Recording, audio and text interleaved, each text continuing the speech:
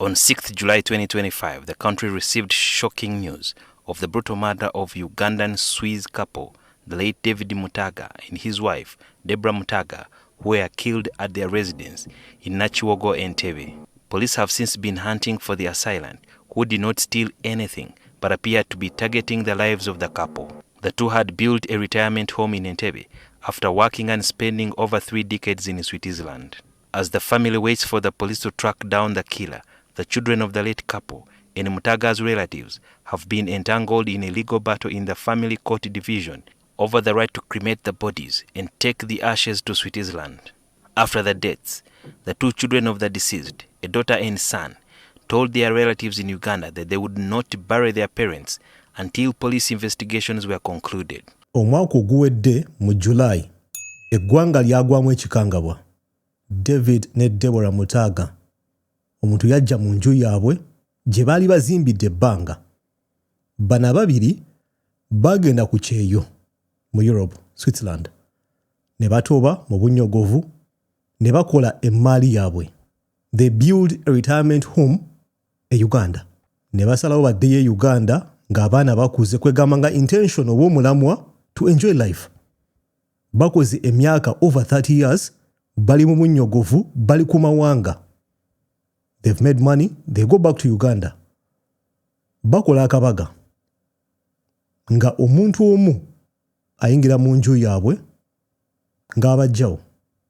Ng'abatta mu bukambwe obwakanga eggwanga lyonna lyonna. Police etandika okunyoonyereza eteekawo ne bounty.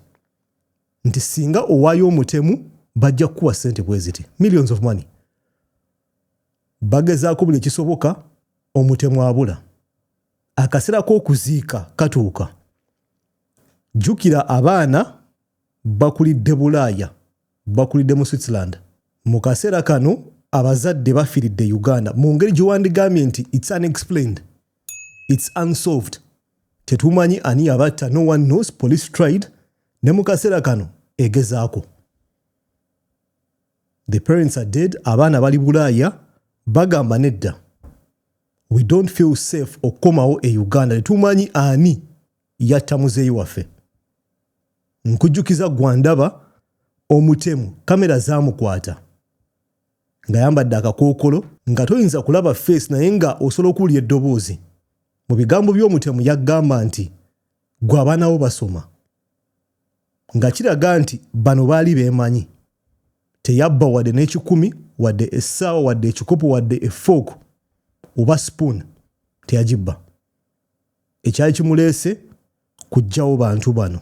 And the mission was successful. So abaana bafunamu okutya. Bagamba nedda. We are not sure who killed our parents. Tetumanya ani yabajjawo. Therefore we can't come to Uganda mbutuziika bazadde baffe. It doesn't make sense. Ne basaba nti mutuwe emirambo gya maama ne taata tubazzeeyo e Bulaaya tubaziike. Entalo zaatandikiraawo okwesika nga famire egamba bajja kuziikibwa wano. Nti lwakuba David Mutaaga yali musika alina okuziikibwa ku bijja byabwe ebya famire oba ebyekika. Family eteekawo embeera abaana balemerako nga poliisi ebagamba omanyi zino ensonga muzitwale mu kkooti. Baddukira mu kkooti. Nga 2 April omwaka guno 2026 kkooti yasazeewo n'egamba nti omuntu ali responsible oba alina right ku mulambo gwa David ne Deborah Mutaaga be baana abali e Bulaaya. Abaana bo bagamba tusobola okwokya emirambo gino ne mutuwa evvu ne tuteeka evvu lino ku nnyonyi ne lijja e Bulaaya. Tusobole okuziika bazadde baffe wadde nga vvu. Balina option endala ey'okuleeta emibiri lwakubanga it's expensive. Okutambuza omufu ku nnyonyi oyinza okugamba nti you're looking at $10,000 minimum. It's so expensive. So oyinza okugamba nti option y'okugamba nti we cremate our parents would make a lot of sense finance wise. Naye tekiri mu cultures z'abaana Uganda bangi. Tulina tribes ez'enjawulo. Sirowooza nti mu ggwanga lyaffe tulinamu tribe ekira okukola cremation. Tubiraba mu bayindi ebyokwokya emibiri. Ne bakuwa evvu n'ogenda n'olimansa ku nnyanja oba n'olitereka mu nju yo. Some people do it. Mu ggwanga lyaffe it's not a common practice. Culture yaffe epreachinga nnyo okuziika emibiri. So we are strongly rooted in culture nti if a person dies tulina ebijja kubagenda okumuteeka. So mu kaseera kano we have family ng'egamba no you cannot burn omubiri gw'omuntu omusajja ali Muganda. Ku side eri endala olinayo abaana biwanigambye nti sirowooza nti bandyagadde okukikola. They don't want to burn their parents. They would love to bury emibiri. Naye olina okussaamu factor ya cost ey'okutambuza emibiri ebiri ku nnyonyi from Uganda back to Switzerland kigenda kubeera expensive. Okutambuza evvu will be cheaper. So mu kaseera kano we don't know whether they are going to burn the bodies or they will transport the bodies, but either way kijja kugirako cost. Kooti yasazeewo n'egamba nti abaana especially omwana omulenzi yalina right okulinga shots. Yasalawo. They gave him the rights to decide what to do with the bodies. Family on the other hand yegamba tetujja kukkiriza, we don't agree. Mu kaseera kano of course family because court decided oyinza okugamba nti yakivuddemu. Naye ng'era family ekyalinamu okukkuluma egamba is not in agreement with the teachings of the Buganda culture. Ffe ng'Abaganda okwokya embiri gy'abantu bagenda mu maaso ne bagamba nti Mutaaga yali musika. Okumwokya Obuganda tebukkirizigana na nkola eyo. Ku saidi eri abaana olina okubakwatibwako ennaku. The cost. Bano bazadde baabwe nabo bandyagadde okubalabako. So it's a big dilemma. Nga mu kaseera kano we shall just wait tulabe what the son decides, because kyasalawo is what will happen. Sirowooza nti asobola okujja Uganda because it's not safe. Ne weyandibadde gwe. Even if it's you the family members nga mugamba nti bano abaana they are making a mistake, kye bakola si kituufu, oyagala bakole ki? Omuntu yajjawo bazadde baabwe is nowhere to be seen. Omuntu, we don't even have a clue of who this can be. Meaning it can be anyone, including Gwandaba. So teba feeling safe nti bayinza okudda ku ground to conduct a burial.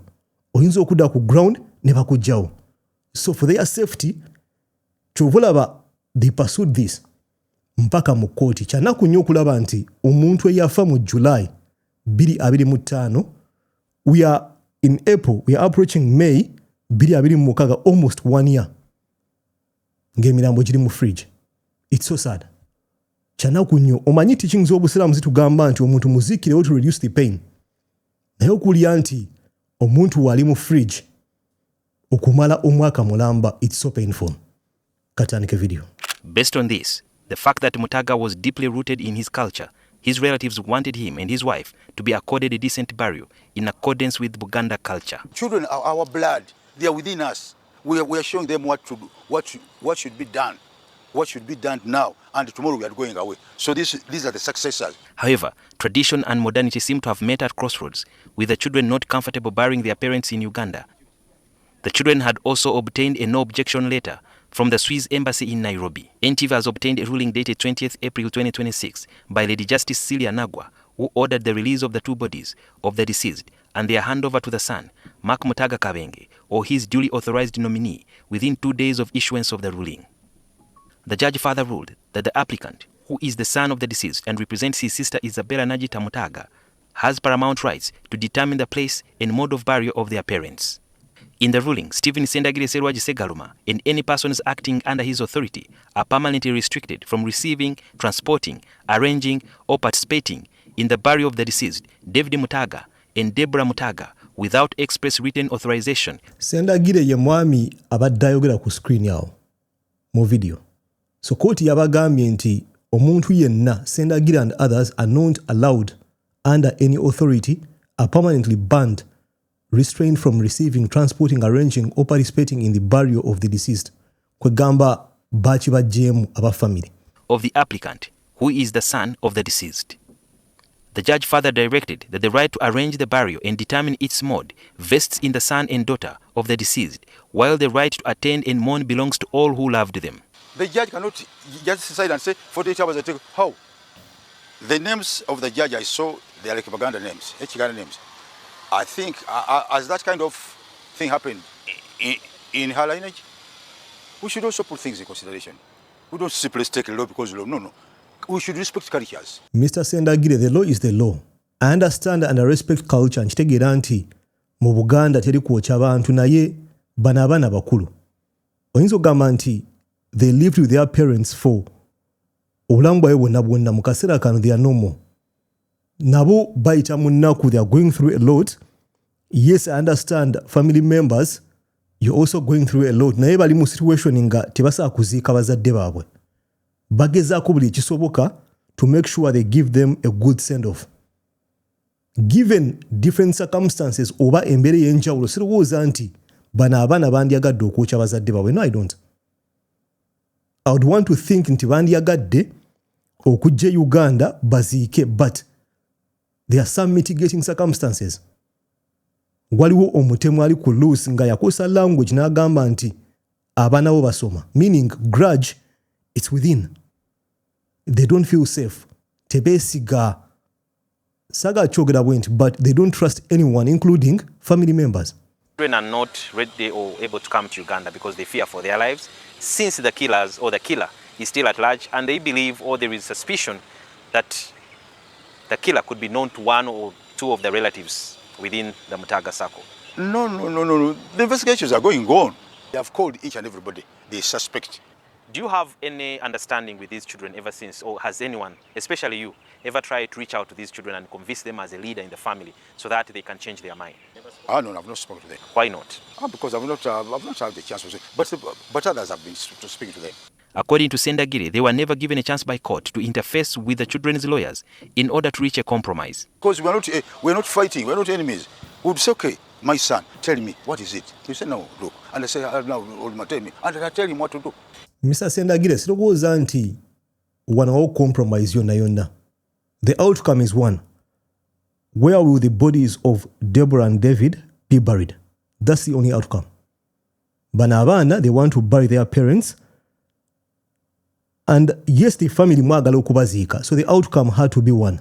Ani, and a right to call the shots. And thankfully, the court said, abaana, they have the right. So mukasera kano, the only way of maybe you as family members stopping this, kutuuza mutabani w'omugenzi, mumuconvincing nti wakoma Uganda, he's safe, asobola okuziika muzadde we Uganda. But I don't think. Sirowooza nti ajja kikola. I don't think he'll do it. Because nga everyone knows he doesn't feel safe, the sister doesn't feel safe, okukomawo Uganda. Ate nga bandyagadde okuziika bazadde baabwe. Singa, I know it's difficult as family members because namwe mwali mwagala David ne Deborah, but try to understand, mugezeeko kitegeera nti bano abaana, they are trying to do what they think is best for their parents. Muli kye ndowooza balowooza nti n'okubaziika e Uganda, they wouldn't be happy singa oba believing mu afterlife. So situation eri a bit tricky. And I sympathize with both sides, abaana ne family, because I know you're going through a lot. Tewali muntu yandiyagadde kubanga aina omwagalwa we n'atuuka ku point nga okusalawo kumuziika bigenze mu kooti. I don't think. If these children decide to go ahead and use the law as so far it has been ruled in their favor, and they cremate the two bodies, the late Mutaaga and the wife, are you going to accept the ashes? That's not courage. No, we cannot, absolutely no. The family of the late Mutaaga also claims that the son of the deceased traveled to Uganda and returned without informing or meeting any of the relatives. The children must have been misled because there's no way this boy could come here and fail to see at least Senga. NTV. Mr. Sendagire, kale assuming